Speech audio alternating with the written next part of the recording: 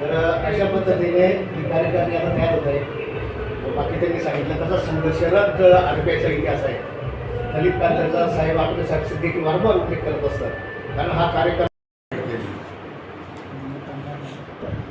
Republican party of India जिल्हा अध्यक्ष आदरणीय अण्णासो वाल्मिक अण्णा दामोदर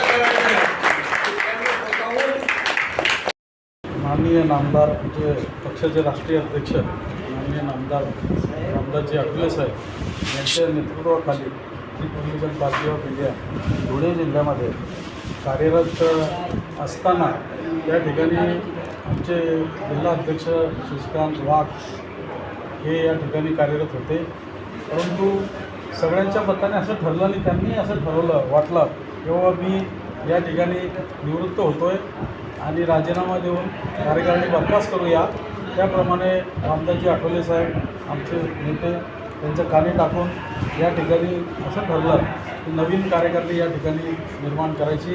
तर आज 29 तारखेला आज इथं ही बैठक झाली जिल्ह्याची. या जिल्ह्याच्या बैठकीमध्ये या ठिकाणी प्रभाकर भाऊ जाधव यांची एकमतानं या ठिकाणी निवड झाली आणि उर्वरित जी कार्यकारिणी आहे ही त्यांनाच अधिकार देऊन लवकरच ती कार्यकारिणी ते अस्तित्वात आणतील. त्यांना सांगितलं आहे, सूचना आहेत की सर्वसमावेशक सगळ्यांना घेऊन आणि व्यापक अशी ही कार्यकारिणी या ठिकाणी होईल आणि निश्चितच या धुळे जिल्ह्यामध्ये रिपब्लिकन पार्टीचे जे कार्य आहे हे जोमाने या ठिकाणी सुरू होईल आणि निश्चितच एक चांगल्या स्वरूपाचं काम आणि पक्ष या ठिकाणी चांगल्या पद्धतीने प्रभाकर भाऊंच्या जाधवांच्या नेतृत्वाखाली उभा राहील. त्यांना असे आजच्या प्रसंगी मी शुभेच्छा देतो.